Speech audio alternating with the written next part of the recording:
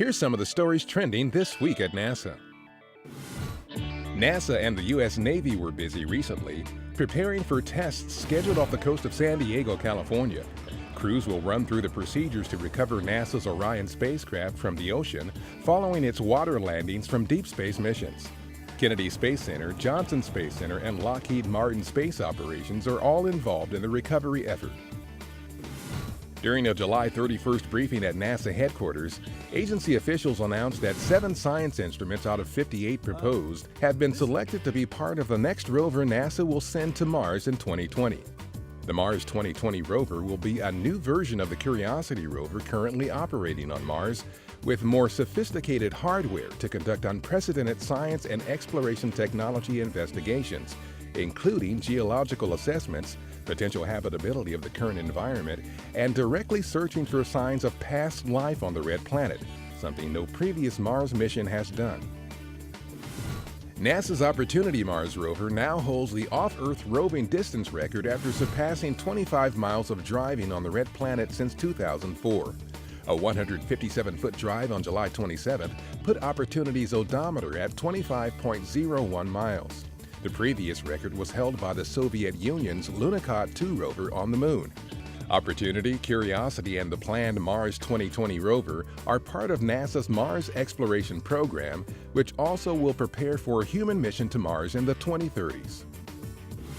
The Intelligent Robotics Group at NASA's Ames Research Center recently conducted the first field test of the newly updated K-REX rover in the Basalt Hills near California's Central Valley. The testing, funded by NASA's Space Technology, Science, and Human Exploration and Operation Mission Directorates, is designed to prepare for future NASA robotic exploration missions, including improved mobility over difficult terrain and remote control technologies.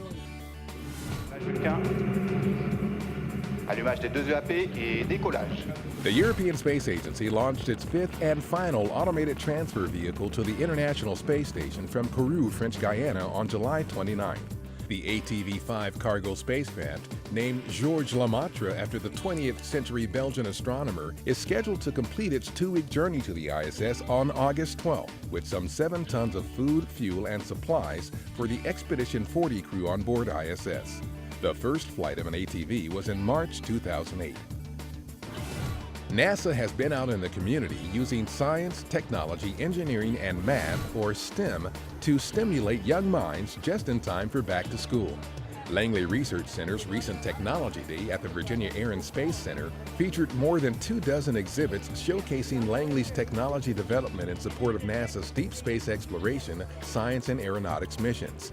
Meanwhile, a similar event hosted by Glenn Research Center at Cleveland's Great Lakes Science Center featured NASA Chief Technologist David Miller, astronaut Doug Wheelock, and Glenn Center Director Jim Free. It included presentations about the important role of Glenn technology in the past success of the Apollo program and how technology will enable NASA to make the next giant leap in spaceflight, sending astronauts to Mars. And that's what's up this week at NASA. For more on these and other stories, follow us on social media and visit www.nasa.gov/twan.